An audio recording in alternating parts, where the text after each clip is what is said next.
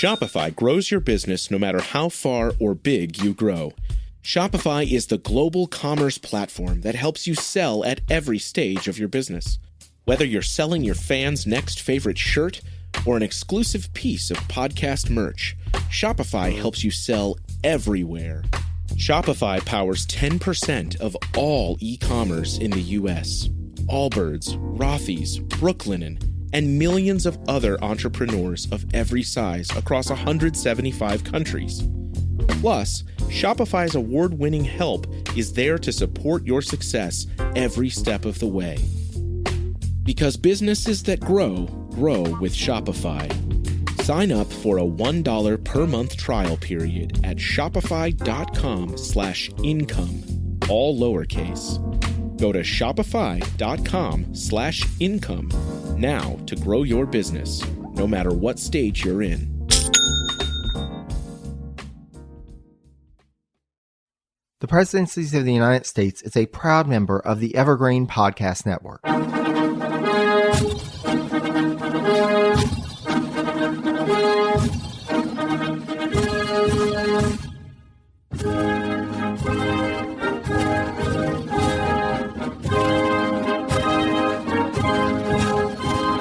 Hello and welcome to the Presidencies of the United States. I'm your host, Jerry Landry, and as this is an episode of our special series, the Vice Presidencies of the United States, I am joined by my co-host, Alex. Alex, how are you today? I'm doing great. I hope you are too. Absolutely. We're in the midst of pollen season here in the Carolinas, but luckily, I think, knock on wood, we're both feeling a bit better from it. I think we're getting used to it. We've heard parts of the country are having blizzards. It's snow and pollen down here in North Carolina. So, whatever. All the fun. But at least we have adapted, thankfully.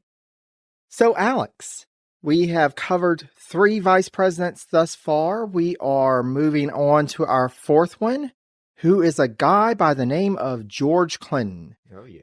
Do you know anything about George Clinton going into this? Bow, wow, wow, yippee-yo, yippee-yo-yo. Sorry, no.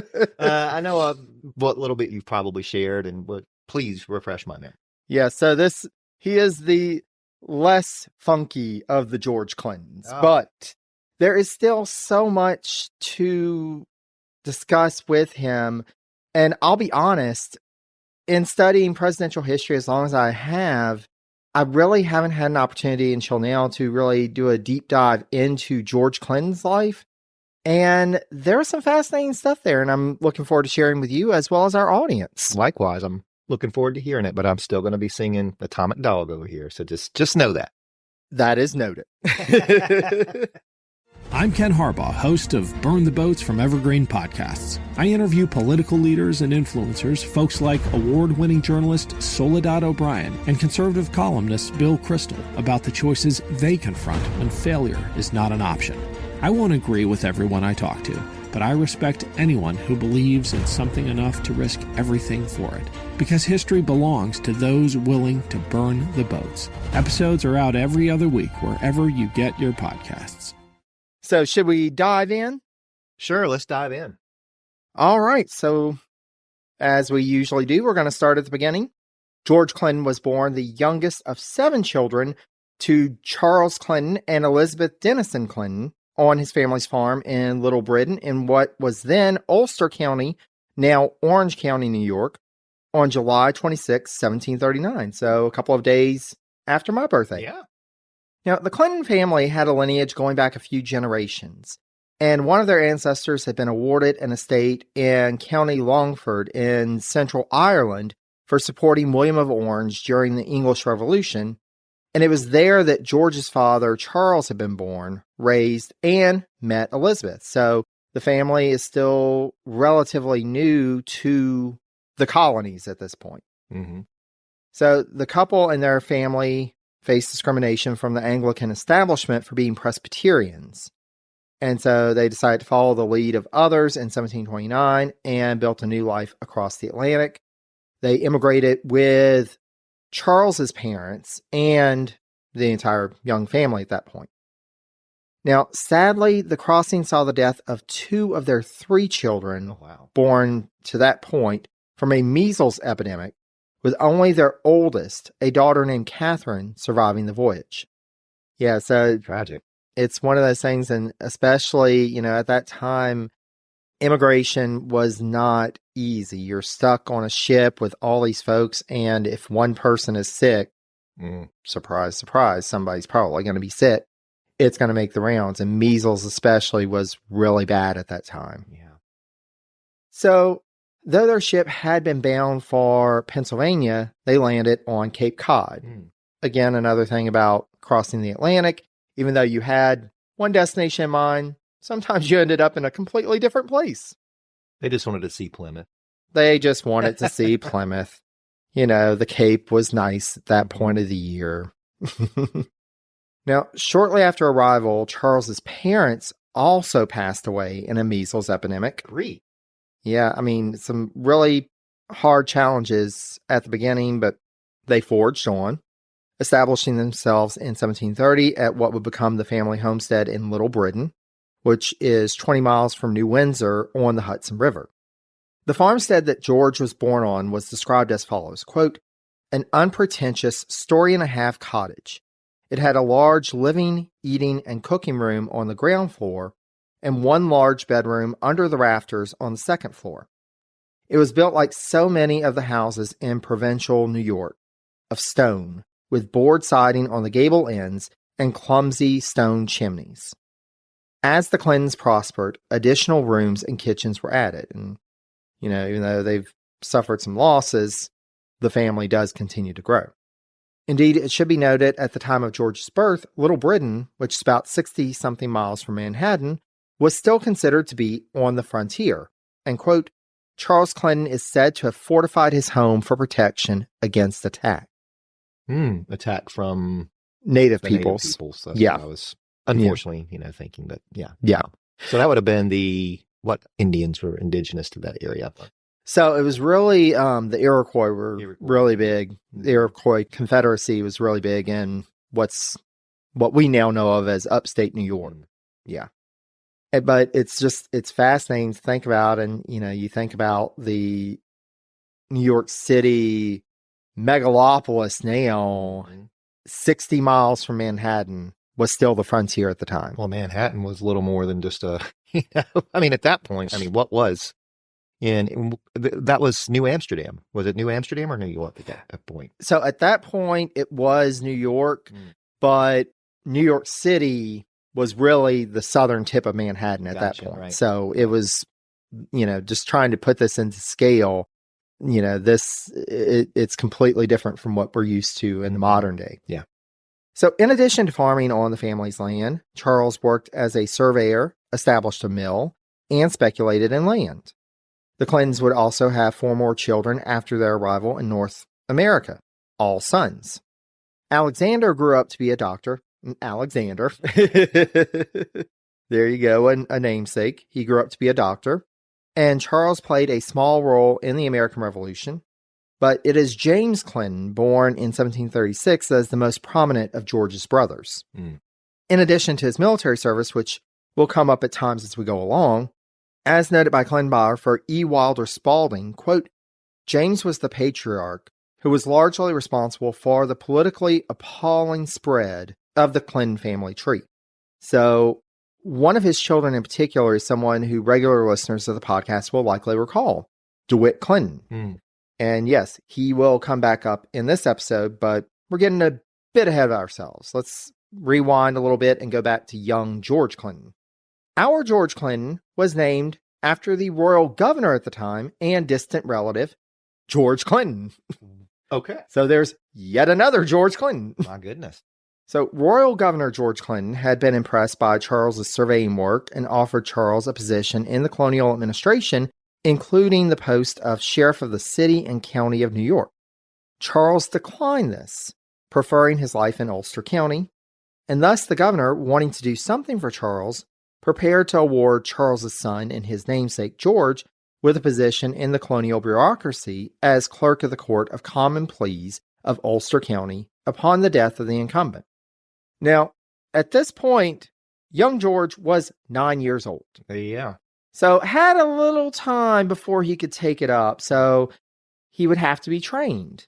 So Charles arranged for a private tutor to prepare his son, as well as training his son in surveying as well. Mhm. So he went ahead, he took his son under his wing for surveying, brought in the tutor to help to really train him in things that he would need in the clerkship. But the trajectory of the young man would be changed by the advent of war. Now, we're not to the Revolutionary War yet. What we're talking about is what's known in the U.S. as the French and Indian War, but is better known in other parts of the world as the 7 Years' War. Yeah. So Charles Clinton, George's father, was commissioned as a lieutenant colonel in the militia. And in 1757, his son George, quote, enlisted as a steward's mate on the Defiance, a privateer with 16 guns and a crew of 140. So how old would he have been? So 1757, doing some quick math here. So 17? Okay. Yeah. Well, he was eager. Yeah. So in his 10 months in the Caribbean, so the Defiance, the ship that he was on, went to the Caribbean. In his 10 months there, the Defiance would capture several vessels, and it is likely that George took a percentage of the prizes awarded from the captures. As noted by Kaminsky, during this service, Clinton, quote, learned a great deal about military discipline and the teamwork necessary to survive in warfare. On August 30th, 1759, George would take up the clerkship that had been promised to him when he was younger by the royal governor after the death of the incumbent clerk. He did briefly leave to join up in the spring of 1760 with his older brother James's company in the assault on Montreal, but then he returned to his clerkship. Mm-hmm. With his reappointment to the clerkship on December 12, 1760, a position that we should note he would hold for the remainder of his life. Okay. Yes, so this position that was promised to him by a royal governor, everything else that happens after this, he's still got that position. Wow. So Clinton began thinking of his future and decided to pursue studies of law and proceeded to New York City, where he studied under William Smith, who Clinton biographer Kaminsky notes was, quote, one of the great lawyers of the day. Clinton was admitted to the bar on September 12, 1764, and assumed office as surrogate of Ulster County. So while getting his law practice started, and we see this in this time, you typically didn't have just one job unless your family was really well-to-do. And while his family had connections and they were doing better, they still weren't at the place where he could just do one thing and that's it. He had to have multiple gigs. So while getting his law practice started, Clinton also got involved in surveying work as a supplemental income source. This work, quote, included surveying the boundary between New York and New Jersey from March to June 1764. So he was the one who surveyed that line. Wow. Simultaneously, Clinton, quote, took up farming and milling. Clinton also began to get involved in politics and won election to the Colonial Assembly to represent Ulster County in the spring of 1768. As noted by Kaminsky, this 28-year-old lawyer turned politician, quote, found himself strangely out of place when the Assembly convened in New York City in October. So, you've got to imagine he's been raised on what was still then the frontier, and now he's going to New York City. But also, despite having benefited personally from a close relationship with a rural governor, Clinton quickly gained a reputation as an anti-parliament legislator. Okay, that's interesting. So what exactly did they mean by anti-parliament? So, this is 1768, 1769. The colonies are starting to have issues with some of the things that are coming down from Parliament. Basically, Parliament after the 7 Years' War, the 7 Years' War was expensive. And they saw this and they looked at the colonies, and the colonies really weren't contributing much. And so they said, you know what? We just kind of defended the colonies. We spent all this money to defend them. They need to pay up. And so that's when you start to get things like the Stamp Act and Gotcha. and things like that. And the colonies are like, well, just like anybody else, they don't really want to pay taxes. And so they were like, hold on, whoa, let's talk about this. And so Clinton fell into that faction. Gotcha. So despite him getting that reputation of being anti-parliament, when the new colonial governor, Henry Moore, dissolved the assembly in January 1769, triggering new elections, Clinton was reelected to his seat and, quote, returned to New York City in April 1769 a more confident man, a leader of the gentry, standing second only to the aristocratic Philip Schuyler. Clinton had served a short apprenticeship. He was eager to be involved. He was ready to lead. So he got there. He's like, I don't really know what I'm doing, but he's a quick learner, and especially with politics. Okay. When a leader of the Sons of Liberty was arrested for publishing a pamphlet, quote, attacking Parliament, as well as prominent colonial leaders, Clinton stood in defense of his rights. The assembly was prorogued in late January 1770, and thus Clinton returned home. As he was beginning his political career, Clinton was also turning his mind to personal matters. And while in town for legal cases, he began to court Cornelia Tappan of Kingston, New York. Cornelia was described as, quote, possessing an ingenuous, friendly, placid disposition. Okay. As they, quote, wanted to avoid the hoopla of a large wedding, the two were wed in Kingston on February 7th, 1770, when Cornelia was 26 and George was 30. Wow. That's a pretty late age to get married. Yeah, and especially, and this is a time, gender stereotypes at that point, the expectation was women were typically wed Right. long before then. Sure. But hey, it works. All right. Now, sadly, Cornelia suffered from health issues that precluded their ability to participate in social life. But his marriage connected Clinton to staunch opponents to the British Crown. Mm. So he's quickly moving away from that association with the royal government. The newlyweds, quote, moved to a farm overlooking the Hudson in New Windsor. Their first child, a daughter named Catherine, was born later that year. Now, sadly, George's father, Charles, passed away in 1773. So, starting to have a changing of the guard. George is really coming to prominence. His father's passing away. The family would be hardened by the birth of their second child, Cornelia, in 1774 at their home. So he's starting to establish himself personally. He's starting to establish a family, but larger events would ultimately intrude on the Clintons' personal life. So in January 1775, Clinton put forward a motion in the Colonial Assembly, quote, to approve the resolutions of the First Continental Congress. But this motion was voted down by one vote. Oh.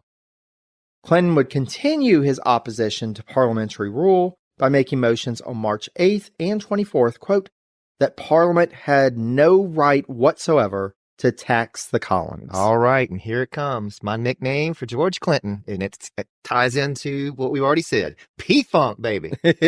Oh, P-Funk. And he is pushing it to Parliament. I love it. I love it. So, this is the time the tensions are really rising. Mm-hmm. And P-Funk is right in the midst of it. A provincial congress was called on that year to replace the Colonial Assembly, and Clinton was elected to that body to represent Ulster County. He assumed his seat and on April 22nd, 1775, was appointed to the Second Continental Congress. So he's on pretty quick rise. Yeah. Clinton assumed his seat in the Continental Congress on May 15th and soon made the acquaintance of a delegate from Virginia, guy.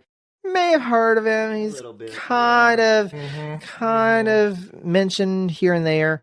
George Washington. That guy. Yeah. That guy. Mm-hmm. As described by Clinton's biographer, John Kaminsky, quote, the young New Yorker was immediately attracted to the Virginian's poise and demeanor, although neither at the time suspected that their future public and private careers would intertwine for the next 2 decades. Wow.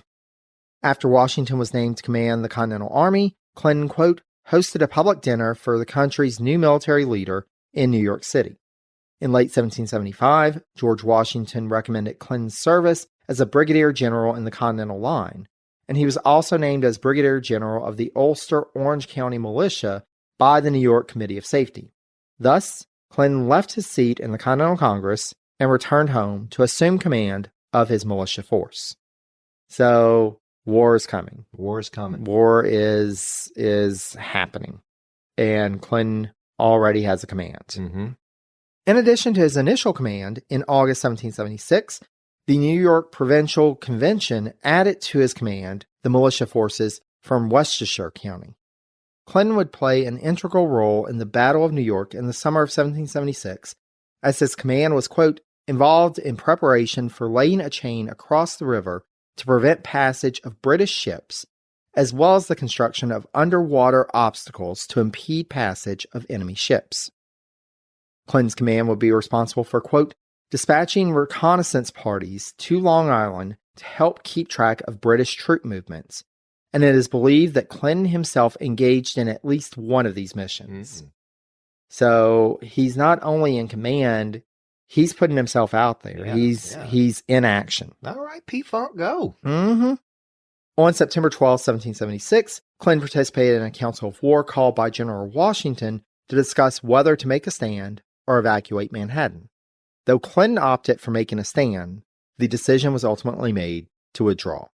He was ready to fight it out, Right. but that's probably not a good idea. We probably don't need to lose here. Mm-hmm.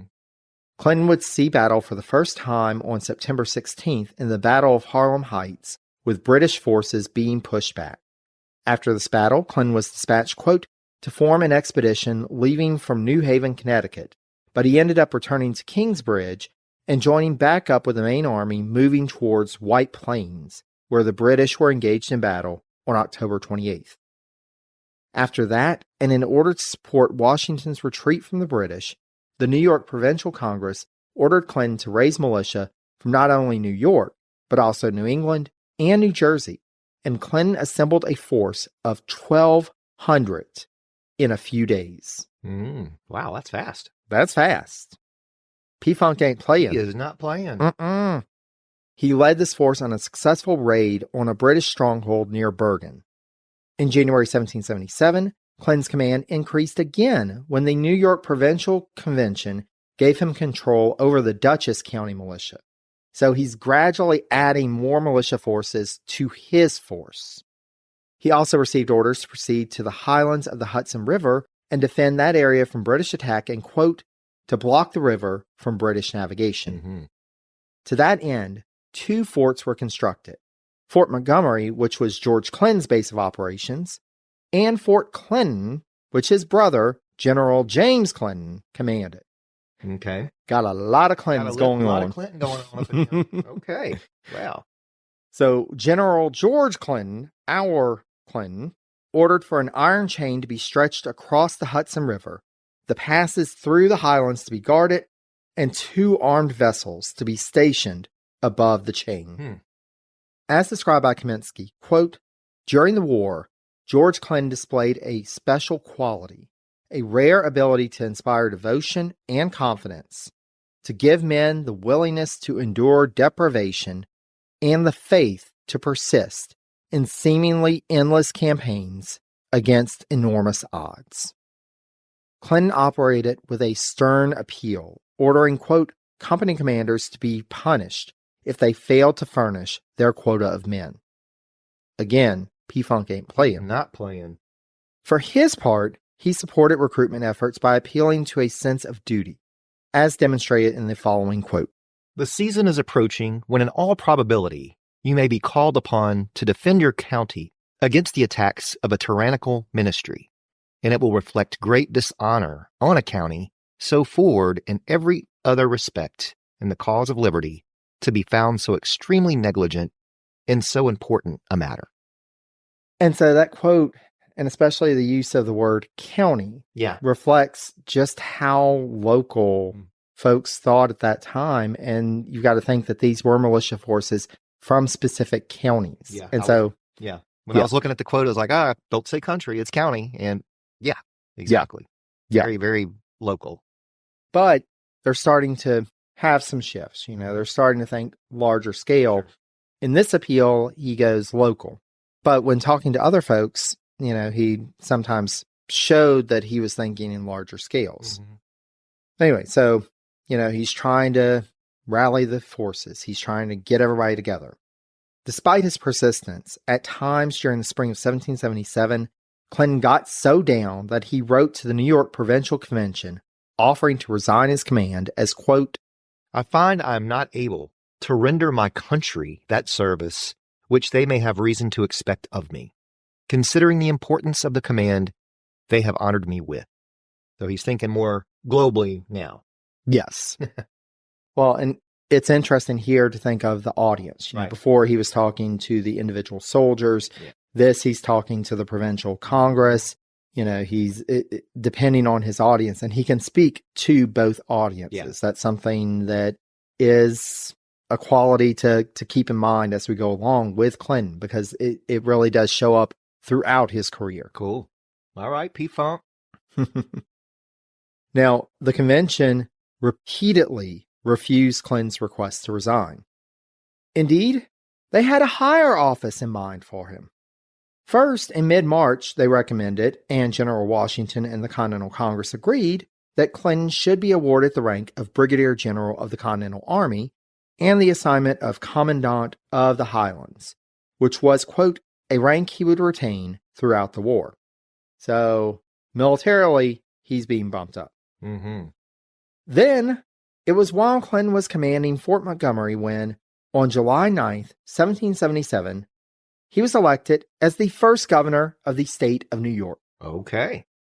So, despite the fact that the provincial government was fleeing from the British, New York City at this point has been taken by the British. It's being occupied. They're on the run. And you've got the provincial government still running. But they managed to find time in late April to finish work on the state's first constitution. Under the new constitution, the governor was given, quote, a 3-year term and more power than other chief executives in other states. So, and this is an interesting point. At this point, many of the state constitutions that were being drafted at this time, because they were so afraid of centralized authority, they had the governorship be very weak. Either the governor would have limited powers, or the governor would have to answer to a council. There were so many things that were put in place to keep the governor from really being able to exert influence. But New York is saying, no, we kind of need a stronger governor. Mm-hmm. And you also have to wonder, because, and we'll talk more about the election in a minute, but if maybe they had George Clinton in mind, just like with, we see fast forward to the Constitution, knowing that George Washington was going to be the first president, if they had somebody in mind who they knew could be trusted with the power, mm-hmm. maybe that was playing into it. I didn't find anything on that, so take that with a grain of salt, but that just came to mind. It's a possibility. It's a possibility. So Clinton's name was put forward by Yeoman, while John Moran Scott held the support of quote-unquote urban radicals, and conservatives initially rallied around Philip Livingston. But with so many other members of the Livingston family getting prominent positions, soon shifted their support to Continental Army Major General Philip Schuyler. Despite the support that Schuyler had from many prominent leaders, and the inclusion of John Jay's name in the mix, despite Jay expressing his preference for the post of Chief Justice of the state Supreme Court, Clinton still won this election handedly with 1,828 votes, nearly a majority of the votes cast. Schuyler came the closest to Clinton with 1,199 votes to Scott's 368 and Jay's 367. As noted by Kaminsky, quote, Clinton's support came from soldiers and yeomen of Ulster, Orange, Dutchess, and the northern part of Westchester, not occupied by the British. Mm-hmm. So he's really drawing from the area that he's most closely associated with. Right. This still kind of frontier land, mm-hmm. and this idea of the yeoman, the local rural leaders. Yeah. Oddly enough, he was also elected as lieutenant governor. So he was governor and lieutenant governor? He couldn't serve in both posts. Okay. But in the election, they elected him to both offices. Very interesting.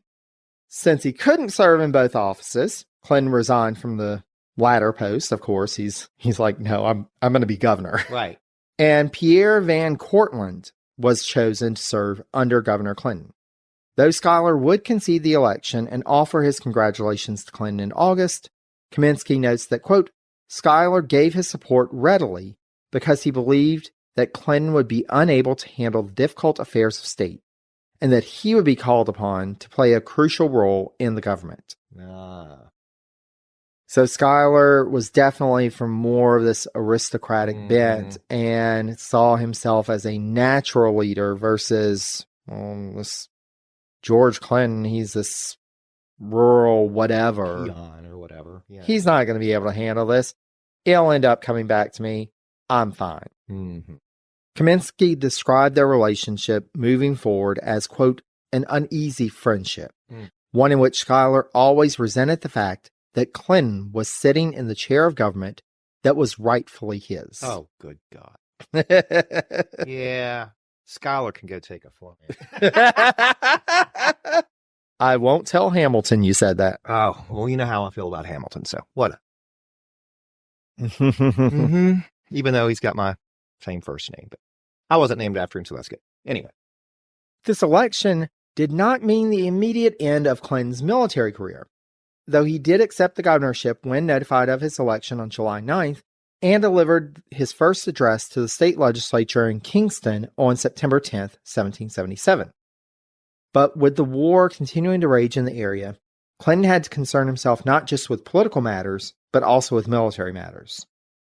As described by Kaminsky, quote, throughout the remainder of the Revolution, upstate New York continued to be one of the primary theaters of battle, while New York City and the 6 lower counties remained occupied. The threat Clinton had been assigned to address prior to his election as governor remained a priority, preventing the British from navigating the Hudson River to invade the upstate. As the British occupied Philadelphia and fooled Congress into thinking that they were going to launch a massive assault against General Washington and his forces still in that area, some of the American troops gathered in the Highlands were ordered to reinforce Washington's command. So he's assembled all these troops. They're starting to think, oh, well, Washington's main force is going to be attacked. So they're like, well, we'll take some of those. Washington, however, was not fooled, and while attempting to send the forces back to defend the Highlands, wrote to Governor Clinton on August 1st, urging him to take command of Forts Montgomery and Clinton once more, to which he readily agreed. So this shows Washington's confidence in Clinton that he's like, no, you're my guy on the scene. We need to make sure this doesn't happen. Take that, Schuyler. Take that, Schuyler. British forces under, and here we go again, Sir Henry Clinton. Oh, my good Lord. Yet another Clinton. So this is the British Clinton, Sir Henry Clinton. British forces under Sir Henry Clinton made their way towards the Highlands in early October, and after surrounding both forts, demanded that the Americans surrender, which George Clinton refused to do. One Clinton against another. One Clinton against another, and his brother's in the mix too. Goodness. So as noted by Kaminsky, quote, the Highlands forts were simply indefensible in their undermanned condition, facing a clearly more powerful attack. This didn't stop Governor Clinton from making a valiant effort at trying to hold them, however. Meanwhile, his brother, General James Clinton, was wounded when Sir Henry's force took nearby Fort Clinton, but he was able to escape capture, as was his brother George, just barely, quote, by descending a steep cliff and crossing the Hudson under cover of darkness when Fort Montgomery was taken. Though technically a loss for the Americans, Governor Clinton had managed to accomplish Washington's goal. The general understood, quote, that he had sent Clinton to certain defeat and perhaps to his capture or death. However, he hoped that he would delay Sir Henry's forces from linking up with British forces coming from Canada, which is exactly what happened. He was able to delay them enough that they weren't able to link up, and that Sir Henry's force would sustain quote-unquote significant casualties, also a mission accomplished for the governor. Sir Henry's force, which lost around 300 men and 15 officers in taking the two forts, proceeded from there to Kingston, New York's state capital at the time, and burned the town to the ground in mid-October. Rather than breaking New Yorkers' resolve, however, it made them more determined than ever to oppose the British. The loss of Kingston meant that the state government shifted to Poughkeepsie. Meanwhile, Governor Clinton, still acting in a military capacity, reorganized his forces and regrouped to face the British once more. As he wrote at the time, quote, I shall try to throw myself between them, and the most capital objects, retiring northward till I am sufficiently reinforced to make a stand against them. As British General Burgoyne's forces, which were marching from the north, were challenged at Saratoga, and Sir Henry realized that his force was too weakened to offer any support, the southern British force returned back to New York City, and no further battle with Governor Clinton's force was required. In the aftermath of the campaign, though both General Washington and Governor Clinton braced for any backlash the latter may face in his conduct and the loss of the Highlands forts, they were pleased to find that none came. Rather, from many corners, praise went out for the noble defense given by Governor Clinton and his troops. So they were bracing themselves. They were like, oh, people are going to slam on him. You should have done more. They realized it was a no-win scenario. This was the best possible scenario that could have happened, and it's because of Clinton that it did. Mm-hmm. A court of inquiry was convened, as was standard practice in 1778, and all the officers of the command at Forts Montgomery and Clinton were exonerated, quote, from any fault, misconduct, or negligence, with the loss of the forts being blamed on, quote, the want of an adequate force under their command to maintain and defend them, i.e. the forts. Mm-hmm.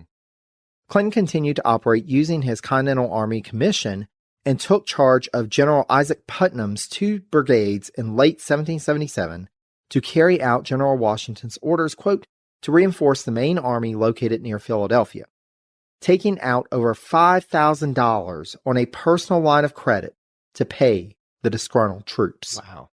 So P-Funk is going all in for the revolution. P-Funk's making it rain up in there. Mm-hmm.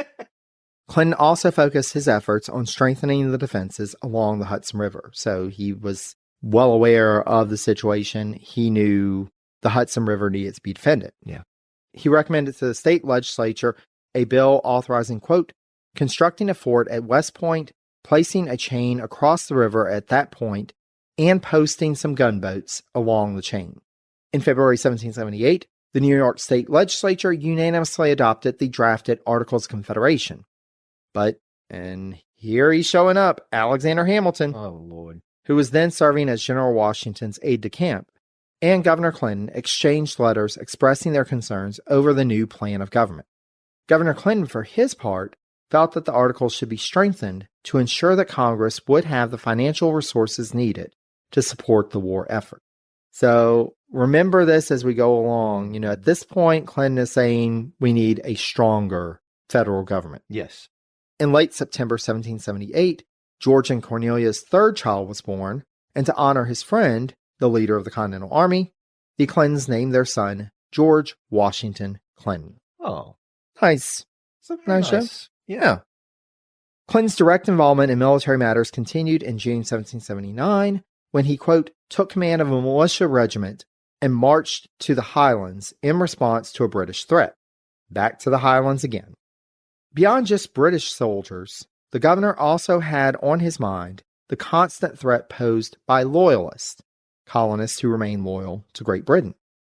As Clinton himself wrote, quote, the conduct of many of these traitors was so daring and insolent that a sudden and severe example was absolutely necessary to deter others from the commission of like crimes. To Clinton, it was very clear. Either you were with the Patriot cause or you were against it. Mm-hmm. There was no in-between, and he saw no reason to go easy on those who aligned against it. Right. Initially, the governor had a wide purview to crack down on the loyalists, but the state legislature eventually entered into the mix and set limits and parameters for the state's chief executive to act in. These, however, were not meant to be favorable to the loyalists. On the contrary, as noted by Kaminsky, quote, throughout the war, the legislature passed various bills to restrict the movement of loyalists or to confiscate their property. Governor Clinton also had to deal with what he saw as an internal dispute that had ramifications on the perpetuation of the Union. So, due to conflicting land claims that went back to the colonial period, New York claimed the land that is now the state of Vermont. Mm-hmm. However, many citizens of that area were worried about what being a part of New York would mean for their local interests, and thus, a group of settlers in the area, led by Ethan Allen and his Green Mountain Boys, declared independence from both Great Britain and New York in 1777. Tensions had only steadily increased in the 2 years since, and in early May 1779, a petition was sent to Governor Clinton by citizens in Vermont asking for protection from the independent Vermont militia. Now, Clinton asked for some time to petition Congress to respond to the matter, as he felt they had to weigh in to establish a precedent of who would decide disputes of this matter, as well as whether there was a right of a section of a state to secede from the larger state. So, again, this just highlights how new all of this was. He has some folks who say in Vermont, hey, we're a part of New York, protect us from these, these folks going around, Ethan Allen and company. Green Mountain Boys or whatever they were. The Green Mountain Boys. And he's like, hold on, we need to decide who actually gets to decide this. Because it doesn't seem like it should be me. I mean, I'm glad to, but let's see if we can get some other folks to weigh in. Yeah. Congress, however, did not act to Clinton's frustration before Ethan Allen and his troops, quote, descended on several of the towns loyal to New York and arrested their civil and militia officers. Upon this new development, Congress appointed a committee to investigate. As you can imagine, this was not the vigorous action that Clinton expected. I don't think anybody is like, oh, yay, a committee, problem solved. And Clinton wrote that, quote, Congress have passed over in profound silence the remonstrance on the seizure and imprisonment of the principal officers of government in those towns. The special committee, upon receiving a new appeal from Governor Clinton, at least, quote, recommended that all the prisoners captured by Ethan Allen be freed immediately. But that seemed to be as much action as Congress wanted to take at the time. So 1779 also brought on a proposal for a special army to take on British and native forces in western New York. The governor, as well as other prominent New York leaders, urged such a move. Finally, General Washington gave command of the northern portion of the expedition to Governor Clinton's brother, General James Clinton, who led his troops to a decisive victory at the Battle of Newtown, which, quote, broke the morale of the Six Nations and ended whatever plans they may have had for making a stand. Governor Clinton, back at the state capitol, meanwhile, quote, was involved in a variety of administrative matters pertaining to the expedition. The success of the Sullivan-Clinton expedition, as it came to be known, may have been a factor in Clinton's decisive win in the May 1780 gubernatorial election. The success of that expedition, however, did not mean that there was no more trouble on the frontier. And hearing about border raids on the Mohawk River, Governor Clinton personally took charge of a force of militia in both May and October of 1780, but was unable to prevent the British force from fleeing back across the border. Clinton, as governor, was also responsible for, quote, providing for the large number of refugees made homeless by the enemy attacks on the frontier, in addition to safeguarding families and communities from their hostile, loyalist neighbors, as well as from occasional bands of roving banditti and marauding American soldiers. Banditti, that's a new one. Banditti. It's not a word you hear that often, but... I heard a bandito, but not a banditti. Banditti. I guess that's the plural. Yeah.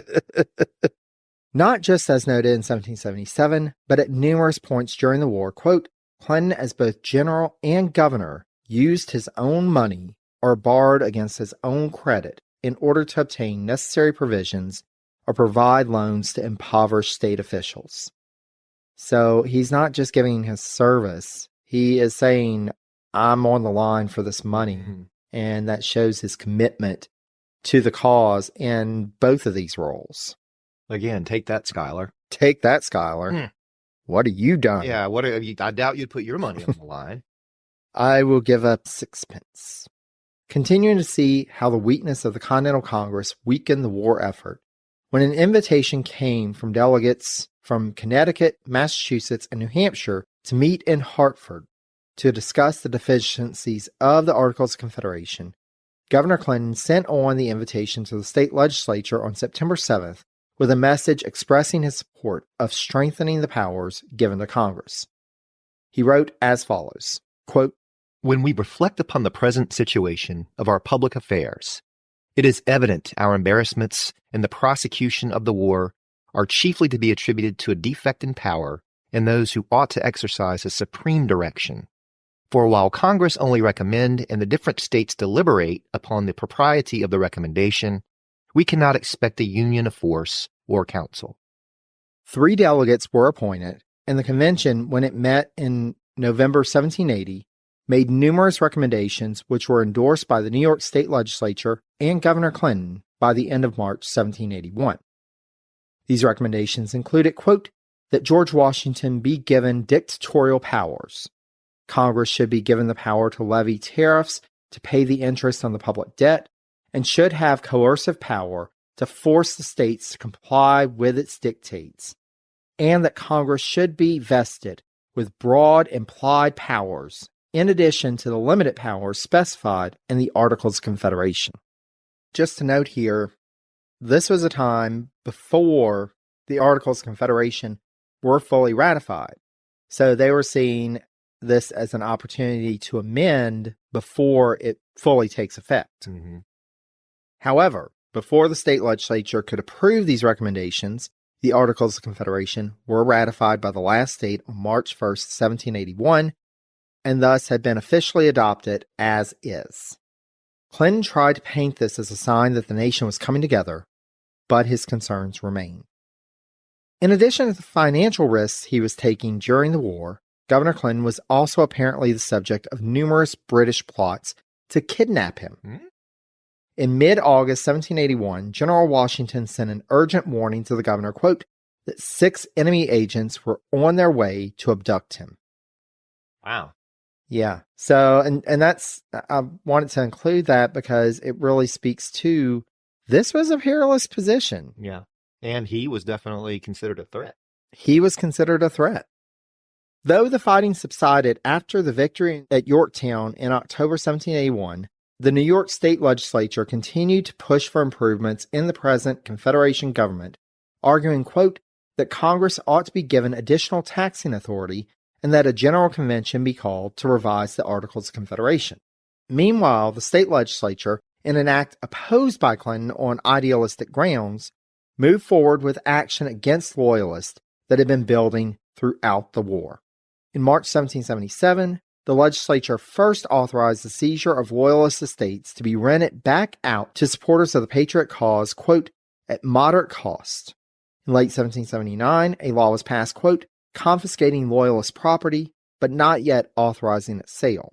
In March 1780, however, they took that final step and authorized the sale of property seized from Loyalists, an act which netted the state government over $3.6 million in revenue by the end of 1782. Okay. So maybe he can quit having to throw in some of his personal money into the deal. Well, and what's interesting is that Clinton opposed this. Okay.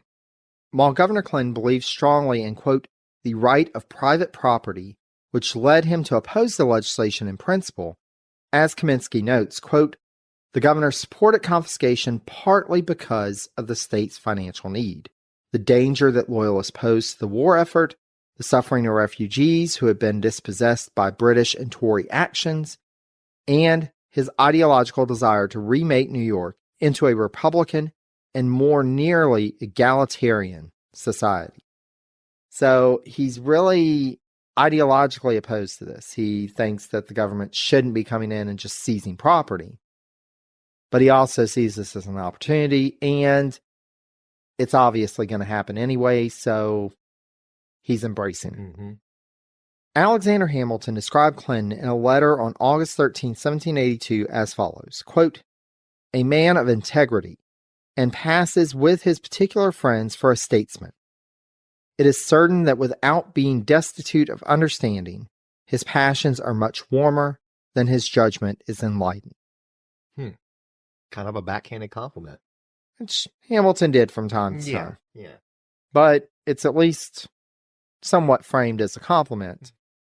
And we'll see what happens after this goes along. But, as we've been talking, during the war, the fact that Clinton is pushing for a stronger national government. Mm-hmm.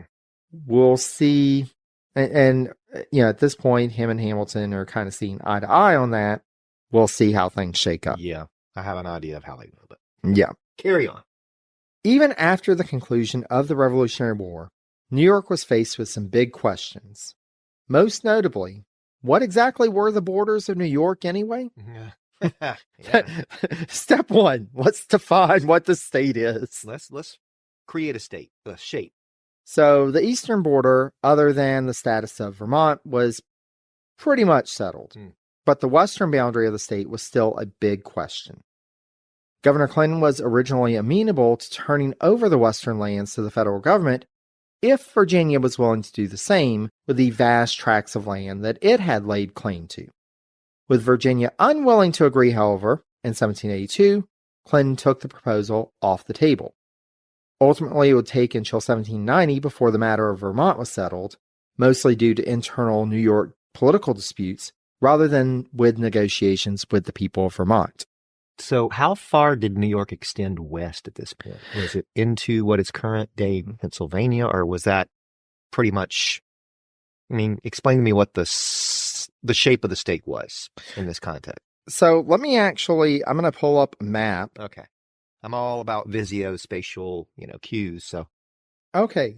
So just to show you how complex this is, here's the map. Oh, okay. Very interesting. So would you mind describing for our listeners what you're seeing? So if you imagine the shape of New York currently, the southern border, kind of in that western part of the state, south of Rochester, pretty much it looks like Pennsylvania claim from what is currently Buffalo straight across to, I don't know. Yeah, it's a very interesting. So also with this, you have part of what's now the Midwest that was claimed by New York until 1782. New York claimed the southern part of what's now Ontario until 1774. There's so much going on here. They just all over the place. And that was part of the problem with the government at the time, because these colonial charters had such ill-defined, it was basically, until the Pacific Ocean. And it was like, well, that's not really feasible. And you would have these overlapping competing claims. And so that was part of what folks saw as charge and part of the problem of the Articles of Confederation. Are you really going to be able to help us to solve what our boundaries really are and to settle these disputes? Wow. No wonder Pennsylvania was trying to claim so much land, because New York had pretty much all of Ohio, Indiana, and a good chunk of Illinois. Yeah. Modern day, of course, but yeah. Whew. Okay. Excelsior. Here we go. Well, and you'll see that Virginia claimed the entire Midwest. There's so much going on here. Yeah. That map is a hot mess. Yes. So it would take some time for all this to be worked out. Yeah. But in the meantime, the governor would get to enjoy the company of his old friend, General George Washington, for a few months in 1782, while Washington was stationed in Newburgh, which was near the Clinton family seat of New Windsor. The two men used the opportunity from May through the fall to, quote, tour the Hudson Highland area to assess the damage that had been inflicted and decide upon the means of reconstruction. The next year, in 1783, Washington and Clinton took a 3-week tour of, quote, upstate New York in search of land they could buy, and traveled over 750 miles. With the land that they bought, Clinton paid for it with his own funds and set up a repayment plan with Washington with 7% annual interest. Good God. That's right. That's a lot. George Washington owed George Clinton money. Ooh, P-Funk's putting the hurt off now. Mm-hmm.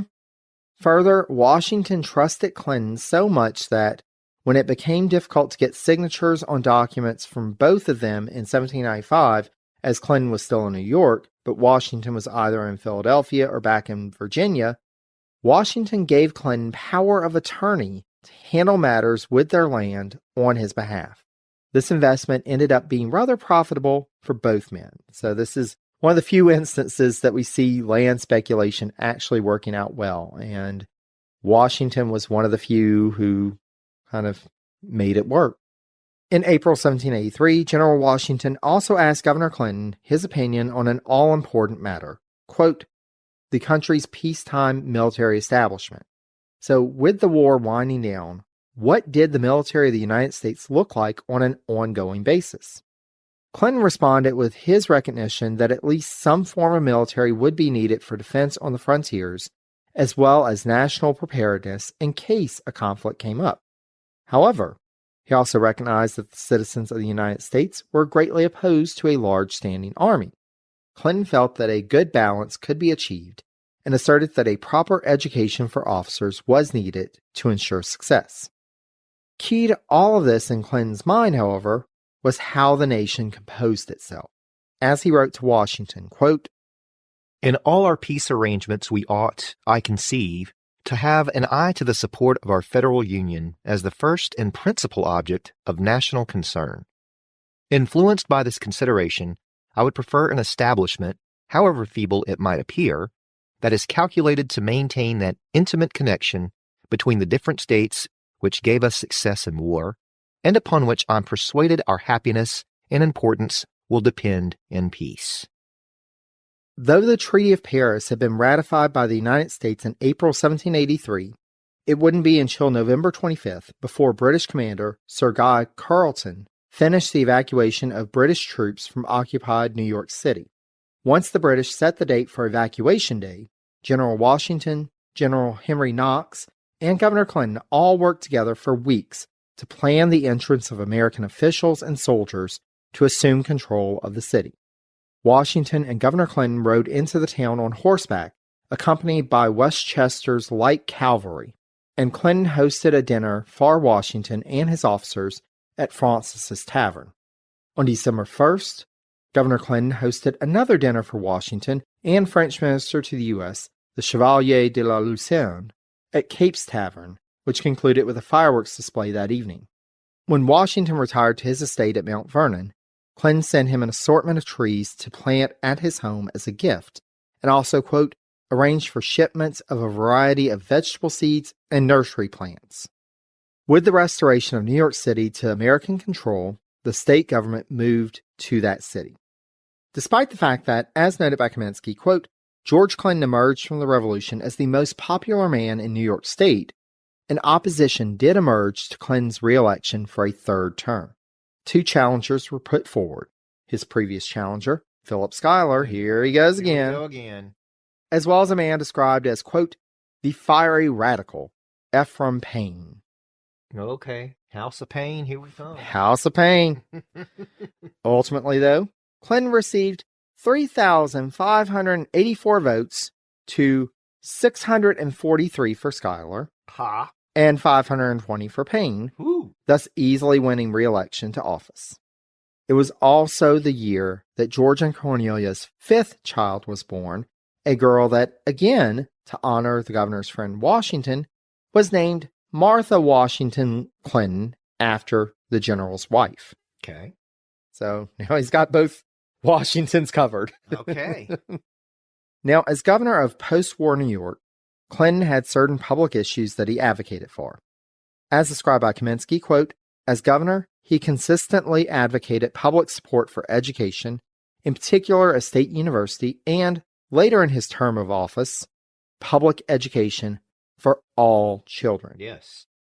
However, the state had to figure out how to get more income, and increasingly, citizens were resenting the fact that New York had consistently worked to meet their share of congressional requisitions during the war, while numerous other states that didn't also have the wartime burdens that New York had faced had not.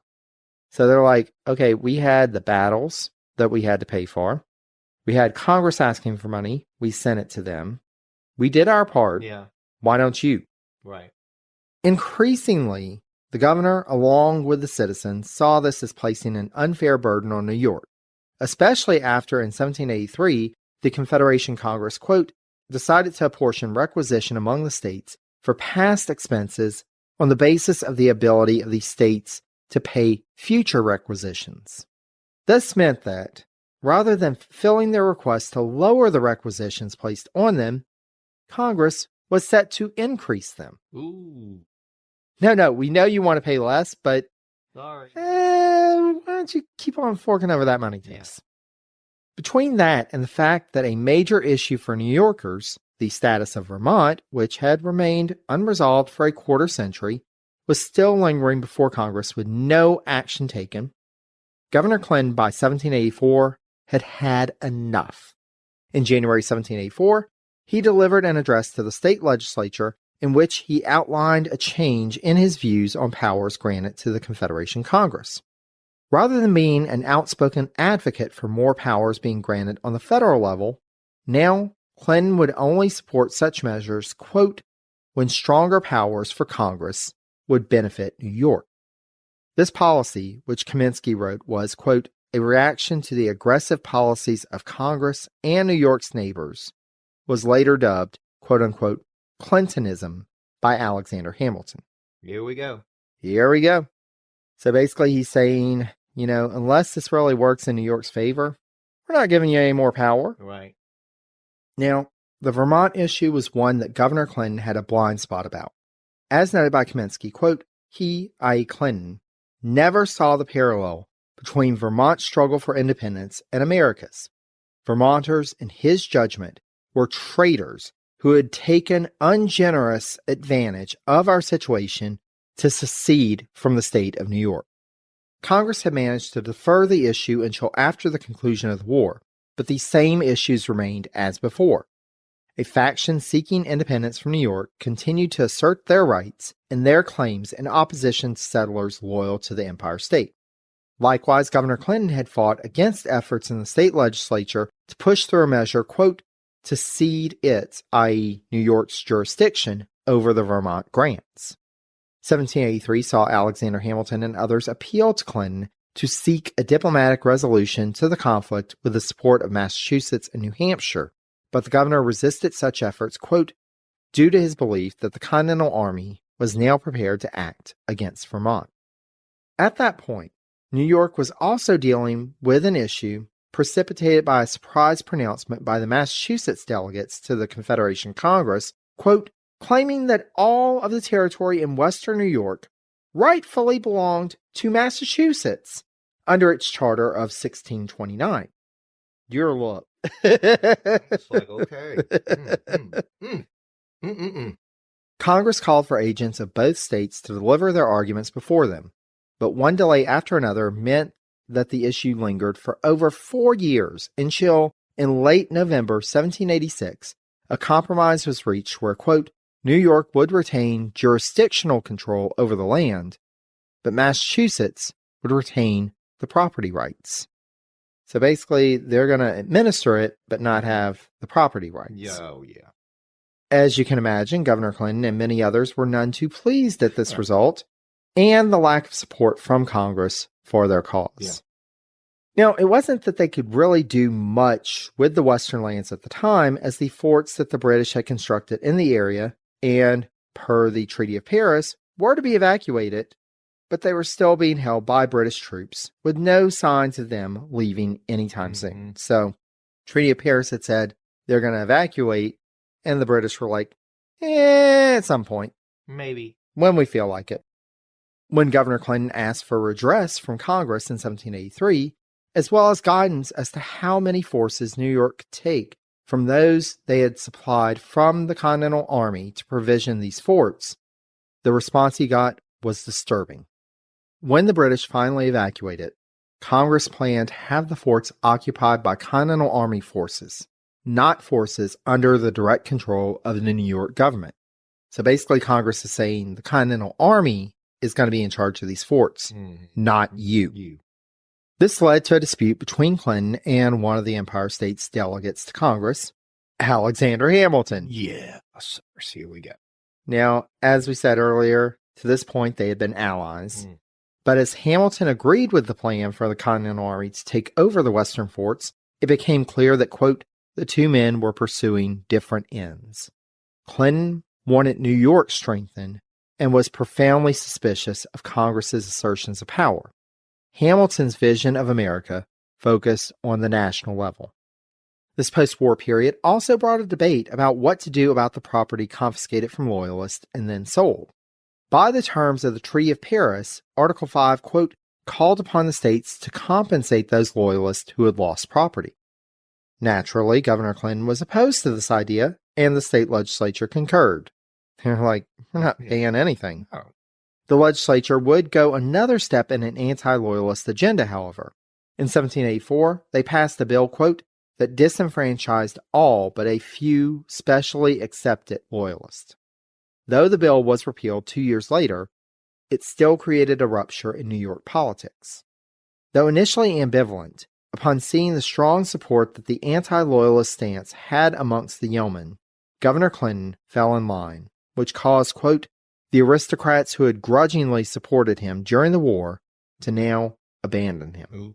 So they're like, you're going a bit too radical for us. We're just going to go over here. Mm-hmm. In 1785, Governor Clinton would be faced with the problem of an economic depression hitting the state. This wasn't just a New York problem, but was really a problem across the United States. But in New York, as noted by Kaminsky, quote, farmers, artisans, and debtors statewide clamored for paper money. They found it increasingly difficult to meet their obligations and hoped that the government would issue paper money in the form of loans to tide them over until prosperity returned. This was a remedy that the state legislature was initially reluctant to do so, but in early 1786, they worked out a compromise bill endorsed by Clinton that would provide some protection to, quote, hard-pressed debtors, but not subject the economy to the evils of a full tender clause. In order to get Clinton's support for this bill, its authors included a provision for funding the state debt in its entirety, as well as assuming the debts of, quote, Continental Loan Office certificates and barber's notes, which were certificates used for supplies furnished to the Continental Army, owned by New Yorkers. The former meant that the state's debt would be paid off, which was something Clinton wholeheartedly supported and had advocated for years. And the latter meant that the, quote, economic welfare of those debtors was tied to the state, not to the Confederation, and earned for their governor their political gratitude. So he's really consolidating power in New York State. As noted by Lee, quote, throughout the depressed conditions, New York had fared better than most states because of fiscal measures instituted by Clinton early in his administrations. But the test of whether Clinton had succeeded would come with the spring elections in 1786 as he was up for re-election. Okay. Here we go again. Schuyler coming up into the picture again. Let's talk about Mr. Schuyler. Goodness gracious. His opponents had thought in 1785, with the initial onset of economic difficulties, that they might have a chance of unseating the governor. Now, Schuyler finally got the hint. He was like, I really don't want to be defeated by Clinton again. So he tried to convince John Jay, who was then serving as Secretary of Foreign Affairs, to stand as the opposition candidate. However, Jay had seen enough to convince him that Clinton was likely to win re-election, including but not limited to the launch of a merchant ship, the Governor Clinton, quote, to the acclaim of many thousands of people and all the beauties of the city. Thus, Clinton went on to win his gubernatorial re-election bid in 1786. And he really had a winning stance. As described by Kaminsky, quote, by staying publicly aloof, the governor stayed out of the rough and tumble political battles. Yet he could usually win support for or kill legislative proposals at will. This did not mean, however, that the opposition wouldn't start planning for the next election. Yeah. And indeed, 1786 brought a new debate between the national government and the state of New York. In 1783, the Confederation Congress had passed a bill, quote, to grant Congress the power to lay federal import duties for 25 years in order to solve the funding issues that Congress had experienced for years. However, each state had to agree to this bill in order for it to take effect, and the New York State Assembly rejected it, the only state assembly to do so. New York put forward an alternate plan which would allow the import duties, but in which the state, quote, would use the mechanism and bureaucracy of the state impost to collect the revenue. Furthermore, the state reserved the right to pay Congress the impost revenue with its paper money. Congress put the ball back in New York's court by rejecting their alternate plan and requesting that Governor Clinton, quote, call a special session of the legislature to reconsider the impost. Clinton said no. Then Congress repeated the request. For a second time, quote, Clinton, now clearly annoyed, again rejected the request. When the State Assembly reconvened in January 1787, Clinton, in his annual address, shared Congress's request that they reconsider the impost. So this is kind of a back and forth, and again, Congress wants more power, and New York is saying, what are we really going to get from this? Right. And here's a way that we could get something, but they're saying, no, we're not really wanting to do that. As Kaminsky notes, quote, during the 1780s, George Clinton persuaded New Yorkers that he was a moderate and capable leader. To a certain extent, this prescription developed because Clinton modeled himself on his image of George Washington. During this term of office, Clinton would be forced to call out the state militia twice. First, to take on Shays' Rebellion in early 1787, which began in Massachusetts but crossed the border into New York. Then in April 1788, Clinton called them out once more to suppress the doctors' riots, a bit of domestic turmoil in New York City that started up when citizens learned that doctors and medical students at the local hospital, quote, had dug up recently interred corpses for use for dissections. Yeah, that's gnarly. So they learned about this and they're like, yeah, we're not too pleased about this. And that's nasty. That is a bit nasty. Now, as the government under the Articles of Confederation floundered, calls increased for a reformed government. Governor Clinton likewise felt that more power should be granted to Congress, but disagreed with radical proposals for a strong national government. Thus, he worked behind the scenes when the time came to nominate delegates to what became known as the Constitutional Convention of 1787 to ensure that only 3 delegates were elected and that 2 were from his faction to counter the more radical proposals likely to come from that 3rd delegate, Alexander Hamilton. Yeah. As noted by Kaminsky, it seems that Clinton had no desire to go to the convention as a delegate himself, though 3 other state governors would serve as delegates in Philadelphia. Quote, Clinton was content to orchestrate his delegation's action from 90 miles away in New York City, without taking a more public role in Philadelphia that might require a clear-cut stance on federal-state relations.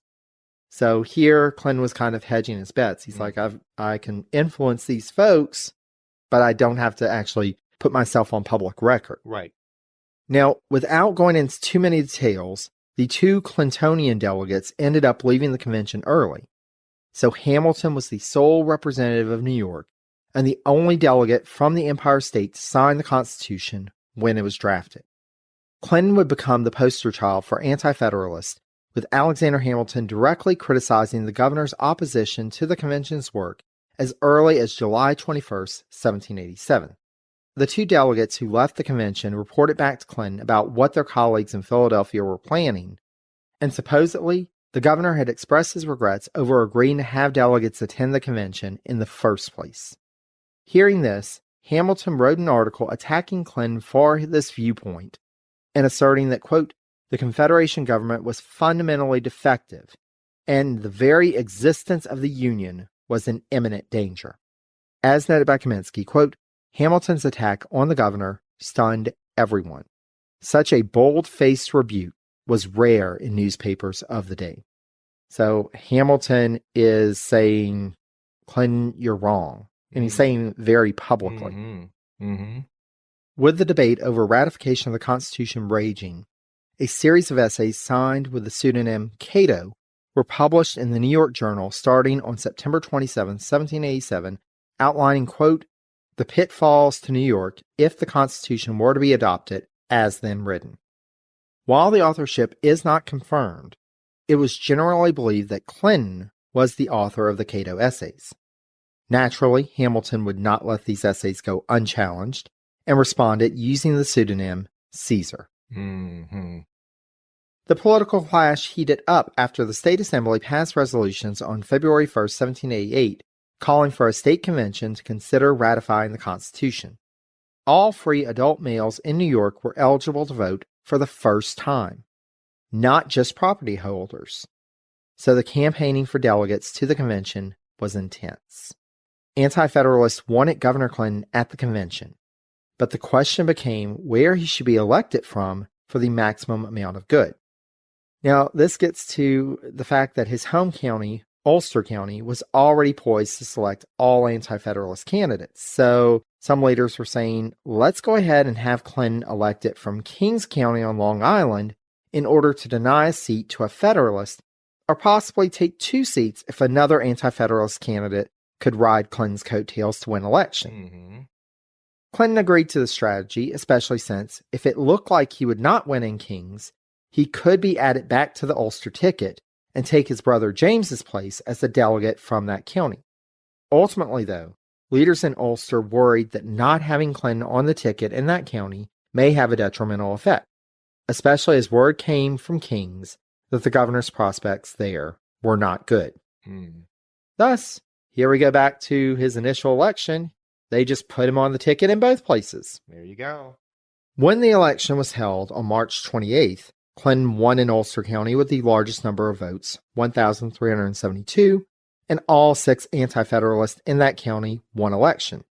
In Kings County, however, the governor only secured 134 votes, which was far below the lowest vote total from a Federalist candidate in that election, who got 2,651 votes. Wow. All 6 Federalist candidates in Kings were elected to the convention, including Alexander Hamilton. Statewide, however, anti-Federalists had done quite well, electing 46 out of the total 65 delegates to the convention, and Kaminsky credits Clinton's leadership as being the main contributing factor to that result.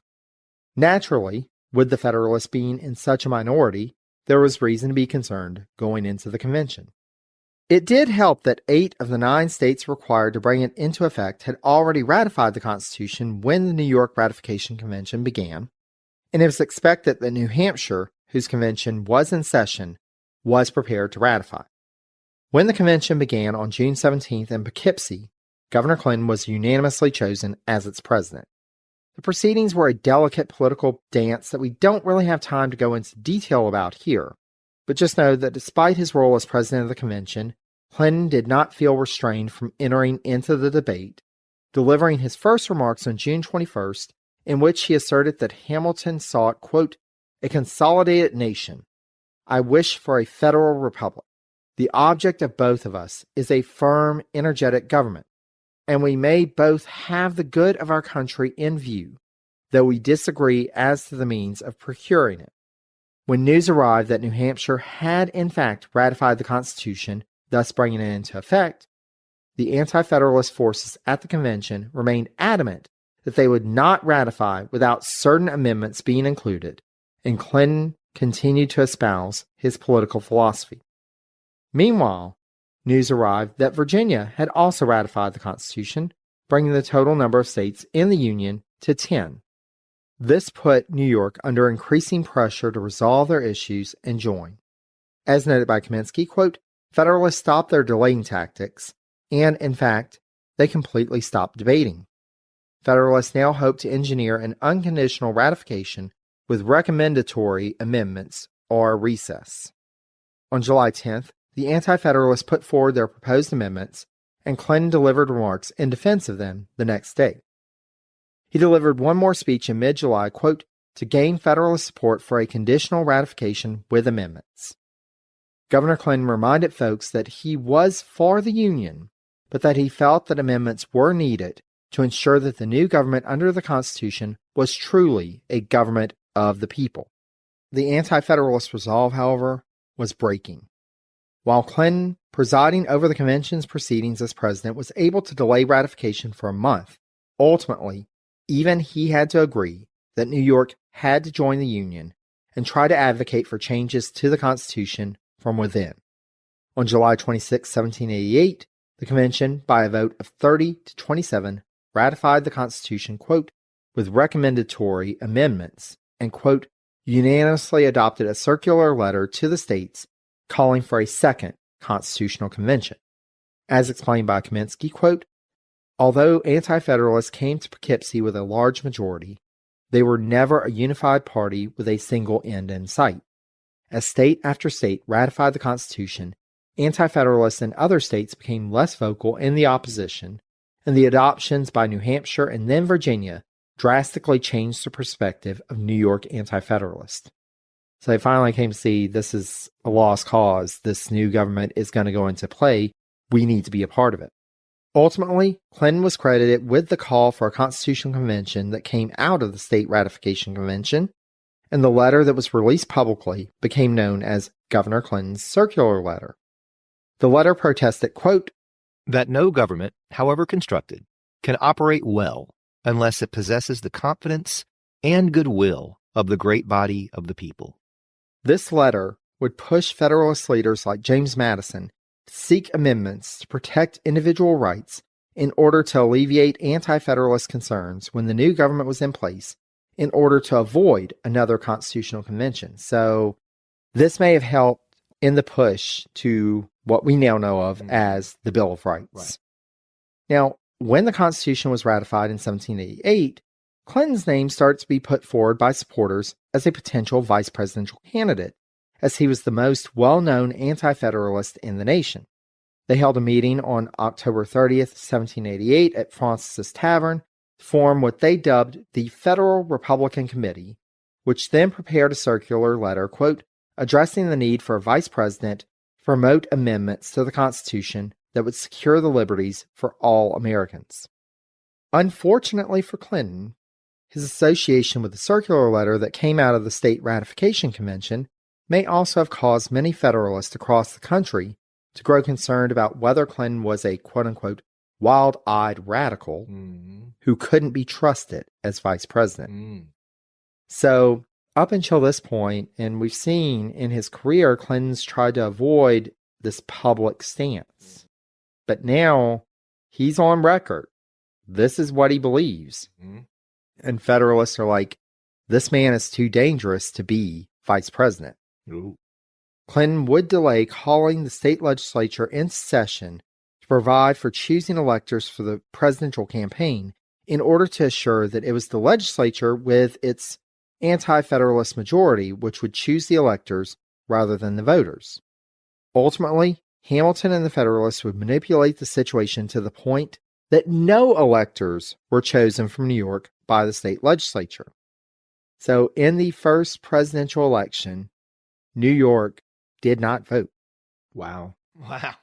As noted by Kaminsky, quote, he, i.e. Hamilton, preferred that no electors be appointed because Clinton would get no votes from New York. Hamilton not only wanted to defeat Clinton's vice presidential bid, he wanted to embarrass the governor and discredit anti-Federalists by depriving them of as many votes as possible. He's a little something, isn't he? And we saw this, in Adams's episode.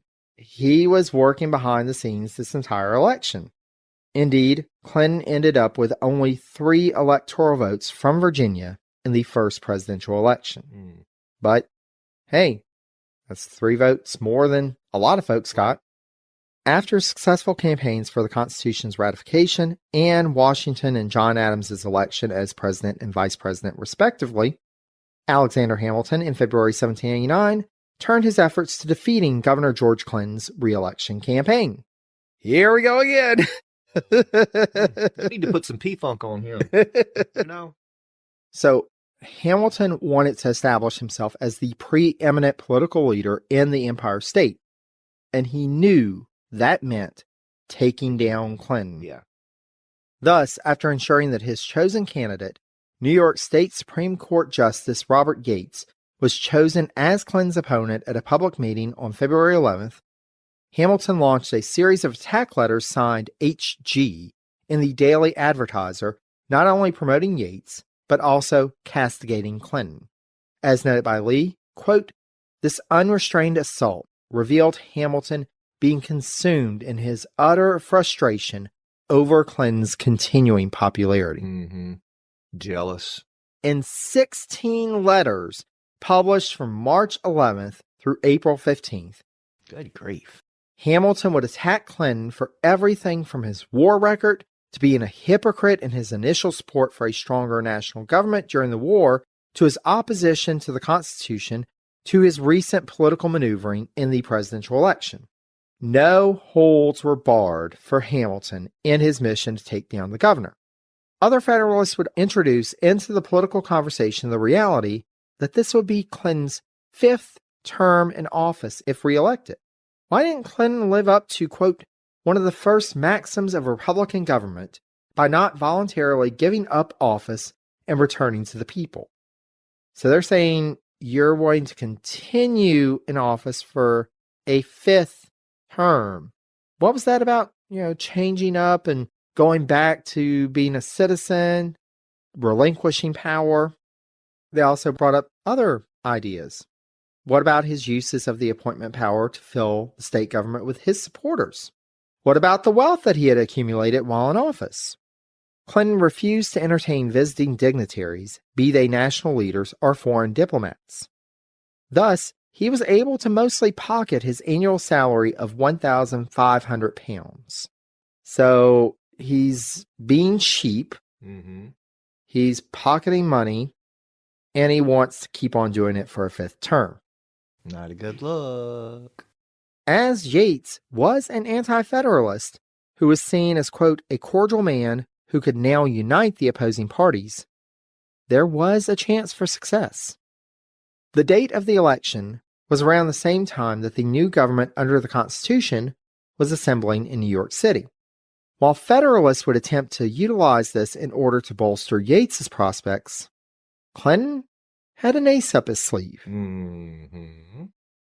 Governor Clinton would be on hand to be the first to welcome his old friend, President-elect Washington, upon his arrival, and Washington spent his first evening in New York at the governor's table. Over the next week, as noted by Kaminsky, quote, Washington went out of his way to be seen with the governor. Wow. It could well be interpreted as an informal but tactic endorsement. When you've got George Washington as your ace up your sleeve, You can't go far wrong. no. Though it would be a narrow victory, and though the polls opened on April 28th, it would take until early June 1789 before the result could be confirmed. Clinton secured his 5th term as governor by a margin of 429 votes over Yates. Wow. That's tight. And 2 months? Nearly 2. Was it right at or over 2 months? So the polls opened on April 28th, and usually at that point they stayed open for a few days, but it took all of May into early June to count the votes and make sure. Yeah. Wow, that's just unheard of. Federalists could take some consolation in the fact that they had won control of both houses of the state assembly. As noted by Kaminsky, quote, only the personal popularity of Clinton prevented his defeat. If it had been a disastrous turnabout for Clinton, who 3 years earlier had controlled both houses of the legislature and had been reelected without opposition. So this was not good. Right. He's basically leader in name only, but now he's got both houses against him. Given the weakness of his position with his reelection, Clinton used his office to make appointments which would conciliate some of the Livingston faction and gain their support in an alliance. He would also forge new ties with other opponents of Hamilton, including Secretary of State Thomas Jefferson and Senator James Monroe of Virginia. At this time, Governor Clinton also installed his nephew, DeWitt Clinton, as his personal secretary, and in time, DeWitt would become first a key lieutenant for the governor, then a political force in his own right. Now, despite working to secure more support, this new term found Clinton at odds with the state legislature at times on the issue of banking. Clinton was opposed to the establishment of the Bank of the United States as he felt it could, quote, diminish the widespread use of state currency and its effect on the state's ability to handle its own fiscal matters. And I know where this is headed. Oh, yes. We will be talking. We know who's going to be upset about that. Oh, yes. Now, the state legislature, however, decided, quote, to subscribe to shares of the new federal bank. Moreover, the legislature authorized the chartering of independent banks, which Clinton was opposed to because he believed they would primarily benefit merchants while making high-interest loans to others or no loans at all to farmers. Well, let me just pause right there. He's talking about high interest loans, but then he was charging GW 7% interest? Yes. Okay, come on. Come on, P-Funk. Walk the talk, brother. It is like Washington can afford it. I've seen Mount Vernon. Okay. Clinton and his supporters also pushed back on a gradual emancipation bill put forward in the state legislature. Though Clinton himself supported gradual emancipation and had served for a year as vice president of the state's abolitionist society, the governor also feared alienating the 8,500 New York families who enslaved nearly 21,000 individuals in the state. Goodness, I didn't realize there were that many enslaved people in New York. Yeah. My goodness. And so for political gain, he is willing to continue slavery. Yeah. All right, P-Funk. I'm starting to wonder what's going on. Yeah, we'll talk more about that. Oh, goodness. I figured we would. When we get to the end, let's remember that. Well, that and the high interest loan thing. Yeah. After a time of remaining cautious, by 1791, Clinton was ready to flex his political muscle in order to oust Hamilton's father-in-law, our old friend Philip Schuyler, whose initial U.S. Senate term was up. Governor Clinton and Chancellor Robert Livingston put forward Aaron Burr as Schuyler's opponent. Burr in the saddle. Burr in the saddle. And Burr was elected by the state assembly over Schuyler, as we talked about in his episode. However, as 1791 went on, Clinton's opponents would find an opportunity to attack the governor with regards to land granted that year in response to the legislature's authorization in March of the Land Grant Commission to, quote, sell and dispose of any of the waste and unappropriated lands in the state in such parcels on such terms and in such manner as they shall judge most conducive to the interest of the state. Now, this commission that was charged with this was composed of, quote, the governor, lieutenant governor, speaker of the assembly, secretary of state, attorney general, treasurer, and auditor. As those offices were primarily filled by either Clinton's supporters or supporters of his new broader coalition, it should come as no surprise that large grants went to Federalist senators who had helped facilitate Burr's win of the U.S. Senate seat, as well as other Clintonians and coalition partners. So they're saying you use this for your own political gain and the gain of your supporters. The land grant controversy would be one of the main campaign points in the gubernatorial election of 1792. But before Clinton could actually be attacked, there was a bit of shuffling to find someone to oppose Clinton for his sixth term of office.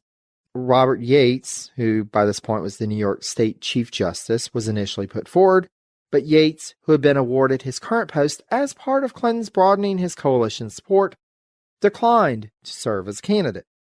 Rather than a debt owed to Clinton, it is believed that he may have bowed out to open up the floor to U.S. Senator Aaron Burr, as we discussed in his episode.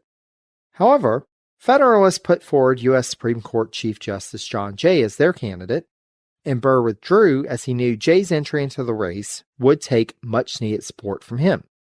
In spite of their differences, the coalition between Clinton and the Livingstons held strong through the election season. But, as before, the fact that Clinton had been in office for so long was raised as an issue. Clinton stood on his record, which was described by Kaminsky as follows, quote, the state's laws have been revised and codified, boundaries have been fixed peacefully, and the population had nearly doubled. The state debt had been funded, commerce, agriculture, and the mechanical arts flourished, and ample public appropriations had been made for schools, roads, and canals. All of this had been accomplished under Clinton without recourse to state taxes. After balloting in late April, there was, quote, a 4-week interval before ballot counting. It was initially believed that Jay was in the lead.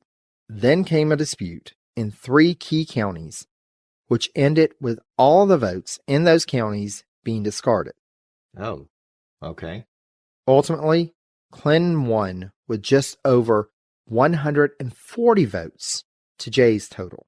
Now, it should be noted that, according to Kaminsky, quote, disallowances were not unusual. In the 1786 elections, in which Clinton ran unopposed, more than half of the ballots were thrown out because of irregularities. The decision of the canvassers was final, and the law provided that the ballots be destroyed immediately after the results were announced.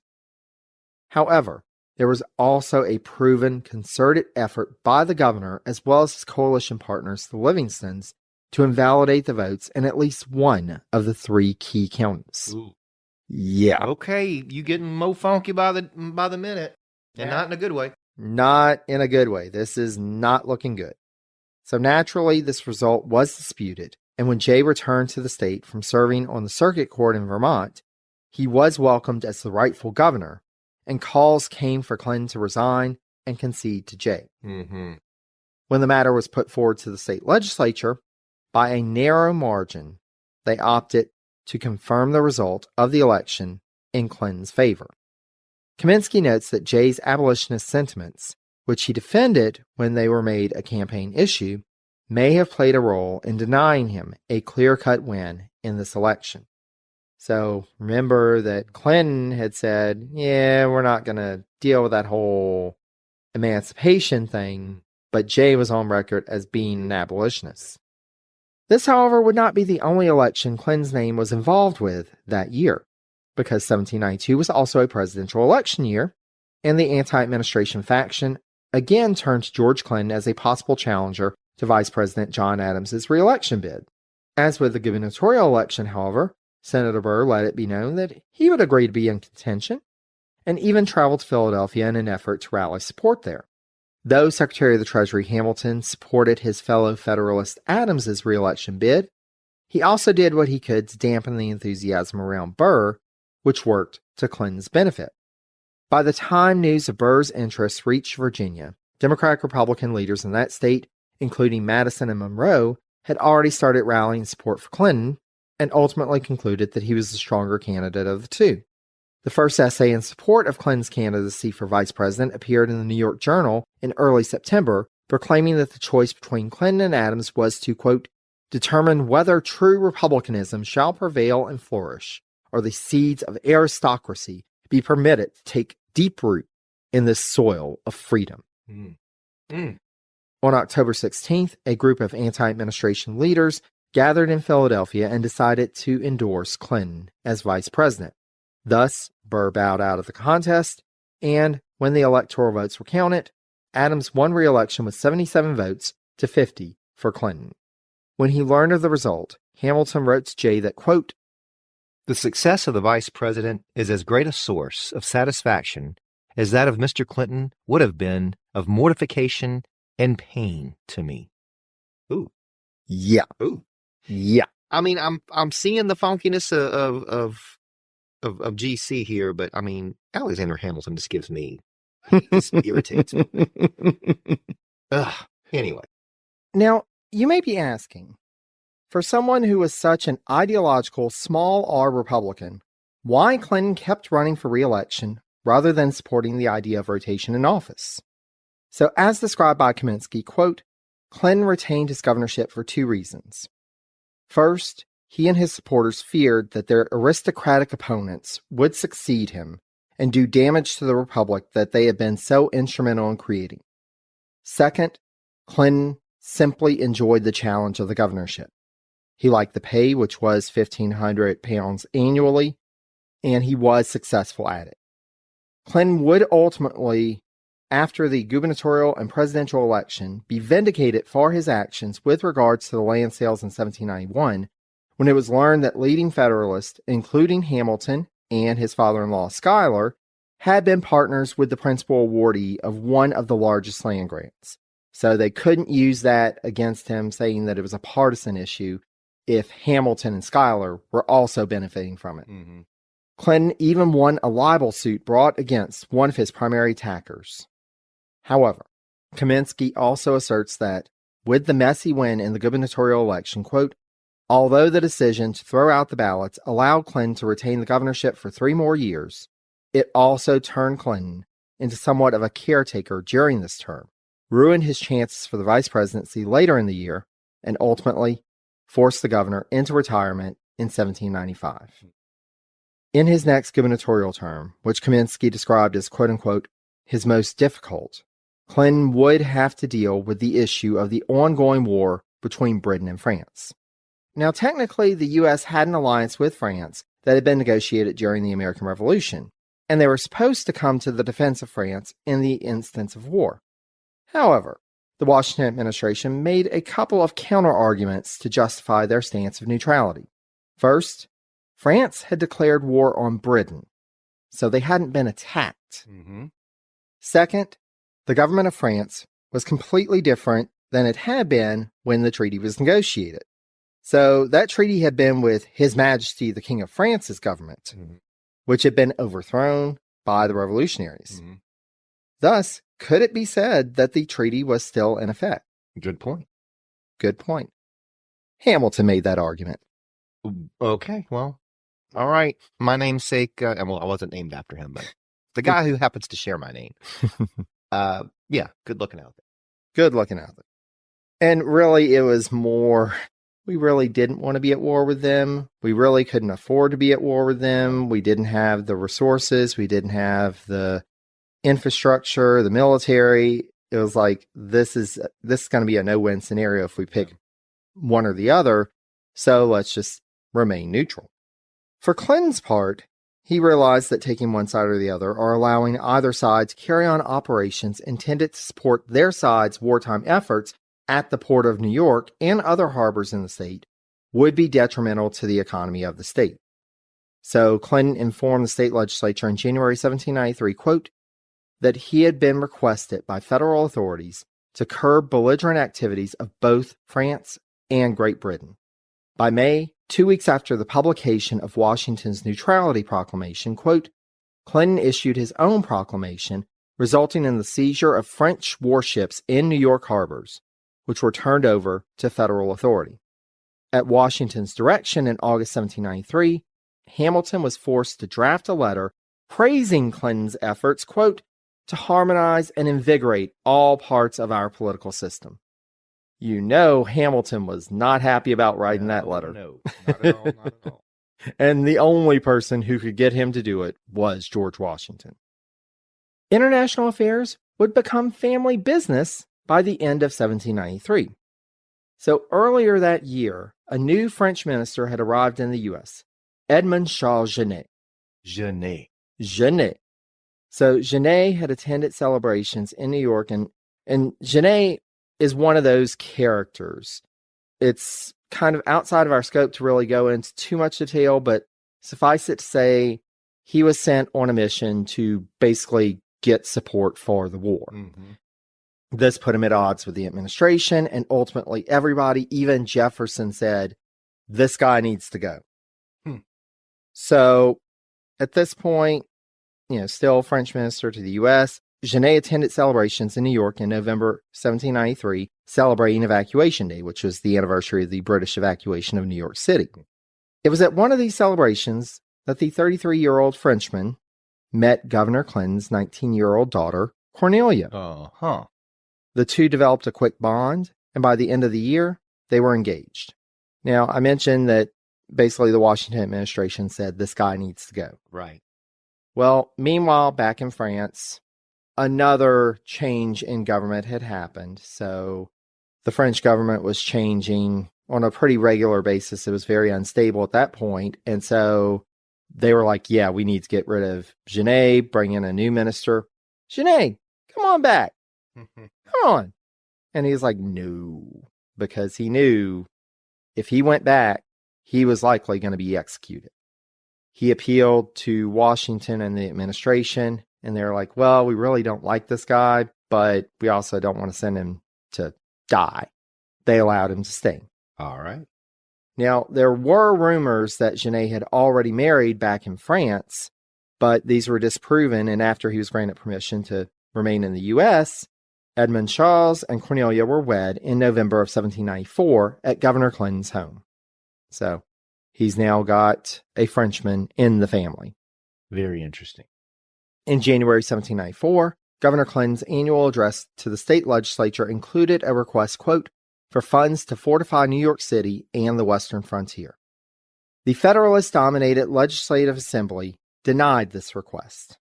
But then, a little over 2 months later, when word arrived that the British had seized nearly 300 American ships in the Caribbean, they decided, maybe we do need to prepare. Mm-hmm.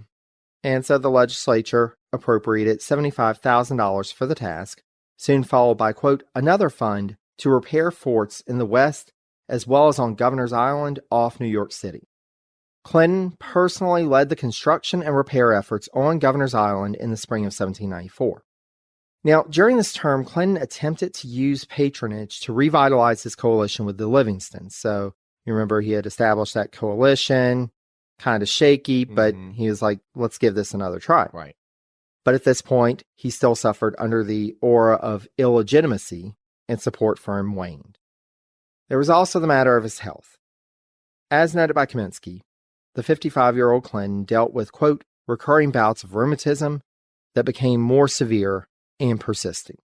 Though Democratic Republicans made some significant gains in the state legislative elections in 1794, the governor continued to operate under a pall, and the state party leaders began to consider who might succeed him. Mm-hmm. With his enemies massing, and after being elected to the office 6 times consecutively, George Clinton, on January 22, 1795, announced his intentions to retire. Wow. The end of an era. The end of an era. In a note explaining himself to the public and to posterity, Clinton wrote in his farewell address that, quote, it has been my invariable object to promote and cherish the Republican system of government, as well as from a sense of duty, as a full conviction that it is the only one calculated for the happiness and dignity of man. He also asserted, quote, the warmest emotions of a grateful heart for the repeated and signal proofs of your confidence and affection, and for the efficient aid and support rendered my administration, as well in the perilous and gloomy scenes of the Revolution, as in the auspicious period of peace and national prosperity. His one-time opponent, John Jay, would become his successor in the election of 1795, and Clinton would retire from public office for the first time in 30 years. And this is where we're going to stop for part 1 of this episode. Oh, party's over? Party's over. The P-Funk party does stop in this case. At least for now. But since we do have a part 2, it's probably not too much of a spoiler to say that this isn't the end of George Clinton's career, especially since he hasn't gotten to the vice presidency, which is, of course, the whole point of us talking about him on this series. So, Alex, as we wrap up part 1, what are your immediate thoughts? Do you think George Clinton is going to prove himself to be one of the vice president all-stars, or what do you think? It's pretty interesting. I would have said at the beginning of this journey, yes, but as time has went on, he's made a few interesting steps, I should say. So I'm going to leave that one out for part 2. All right. Before I make a call on it, but it'll be interesting to see what happens. Absolutely. And especially so, this is 1795. He becomes vice president in 1805. Wow. So we've got 10 years of, who knows what. We'll have to see how he goes from retirement to the vice presidency in 10 years next time. So for our listeners, thank you so much for joining us. We are so grateful to have you on this journey through vice presidential history with us. If you'd like to learn more, including finding some of the sources that we use for this episode, please head over to the website, presidenciespodcast.com. If you'd like to send us any questions or comments, feel free to email at presidenciespodcast@gmail.com. Follow us on social media. On Facebook, Post, Mastodon, and Blue Sky, we are available at Presidencies. On the formerly known as Twitter at Presidencies89, and on Instagram and Threads as Presidencies Podcast. Again, thank you so much for listening. Until next time, stay safe and healthy, be kind to one another, and take care, dear friends.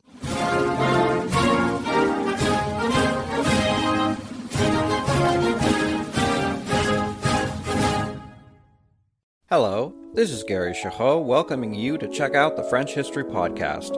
Our main show covers the history of France from the first humans until present, If you liked Mike Duncan's The History of Rome and wanted a similar program covering the land of beauty, culture, and love, we are exactly that. We also host world-renowned scholars who have delivered guest episodes on their specialties, including 18th century pirates, revolutionary booksellers in 20th century Paris, the special friendship between the Marquis de Lafayette and Thomas Jefferson, and numerous others. Learn what you love and listen to the French History Podcast today.